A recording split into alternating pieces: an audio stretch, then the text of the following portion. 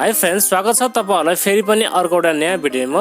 Friends, Redmi ले आफ्नो 12 सिरिजका लगभग 3 वटा स्मार्टफोनहरुलाई नेपालमा लन्च गरिसकेको छ। जस्तै Redmi Note 12 4G, Redmi Note 12 Pro र Redmi Note 12 Pro Plus यिनी स्मार्टफोनहरुलाई नेपालमा लन्च गरिसकेको छ र केही दिन अगाडि भने Redmi Note 12 5G लाई पनि नेपालमा लन्च गरिसकेको छ र यो स्मार्टफोन भने 30,000 को प्राइस पोइन्टमा नेपालमा लन्च भइसकेको छ र पछिल्लो केही दिनदेखि चाहिँ मैले यो स्मार्टफोनलाई युज गरिराखेको छु र आजको भिडियोमा म तपाईहरुलाई यो स्मार्टफोनको अनेस्ट रिभ्यू दिनेछु।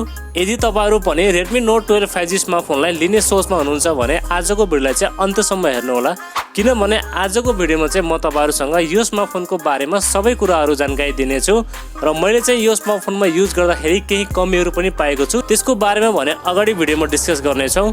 र अब भने तपाईहरुको टाइम वेस्ट नगरी सुरु गरौँ आजको भिडियो। फ्रेन्ड्स, भिडियो सुरु गर्नु अगाडि यदि तपाईहरुले हाम्रो च्यानललाई अहिलेसम्म सब्स्क्राइब गर्नु भएको छैन भने प्लिज च्यानललाई सब्स्क्राइब गरिराख्नु होला र भिडियो मन परेमा एउटा लाइक पनि गरिदिनु होला। फ्रेन्ड्स, सबैभन्दा पहिला कुरा गरौँ यो स्मार्टफोनको डिजाइन र डिस्प्लेको बारेमा।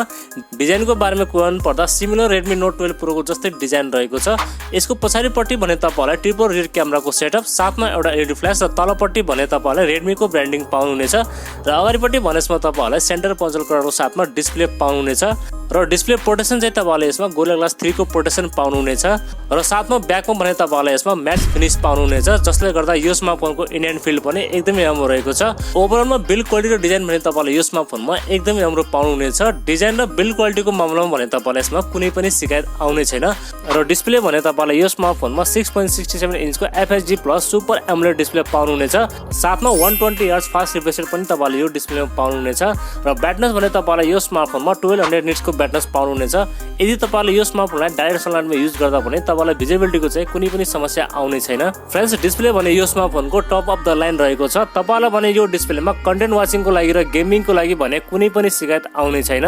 बट युट्युबमा भने तपाईहरुले भिडियो चाहिँ 1080 सम्म मात्र हेर्न सक्नुहुनेछ, त्यो भन्दा माथि चाहिँ यो डिभाइसले सपोर्ट गर्दैन।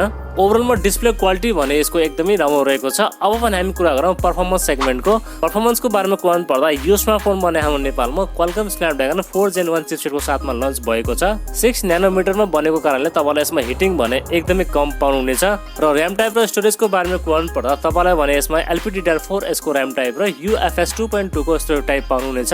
अनि फ्रेन्ड्स, पर्फर्मेन्सको बारेमा कुरा पर्दा मलाई भने यस प्राइस पोइन्टमा यो स्मार्टफोनको पर्फर्मेन्स चाहिँ कति पनि ठीक लागेन, किनभने यसमा लङ टाइमसम्म गेमिङ खेल्दाखेरि चाहिँ यो स्मार्टफोन एकदमै ल्याग हुन्छ र यसमा चाहिँ जाइरो सेन्सर पनि एकदमै डिले हुन्छ, जसले गर्दा मलाई गेमिङ एक्सपिरियन्स चाहिँ यो स्मार्टफोनको कति पनि मन परेन।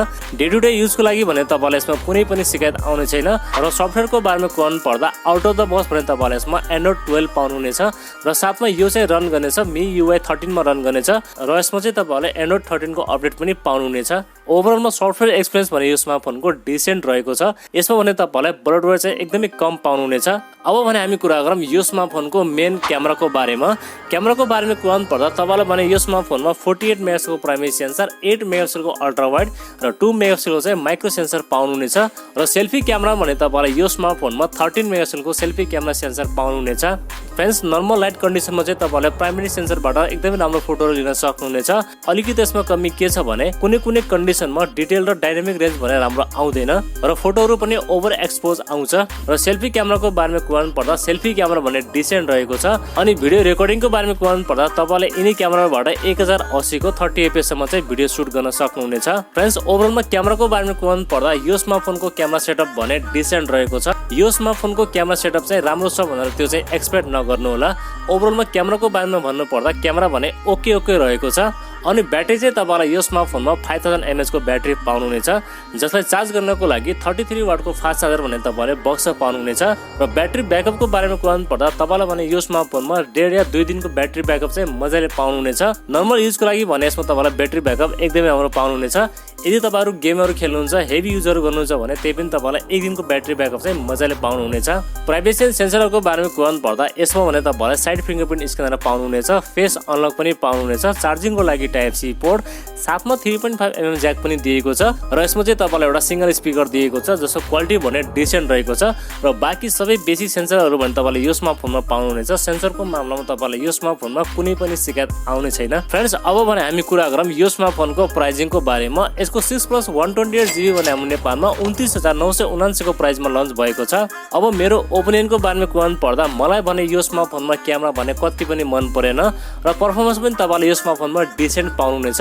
यदि तपाईले यो स्मार्टफोनमा गेमिङ पर्पसको लागि हेर्दै हुनुहुन्छ भने प्लिज यो स्मार्टफोनलाई चाहिँ स्किप गर्दा हुन्छ। गेमिङ र क्यामेराको लागि भने यो स्मार्टफोन होइन, अदरवाइज मल्टिमिडिया कन्जर्भेसनको लागि यो स्मार्टफोन लिँदा हुन्छ, बट गेमिङ र क्यामेराको लागि भने यो स्मार्टफोनलाई स्किप गर्दा हुन्छ। बरु यस प्राइस पॉइन्टमा अरु स्मार्टफोनहरु पनि नेपालमा लन्च भएका छन्, बरु तिनी स्मार्टफोनहरुतिर जाँदा हुन्छ।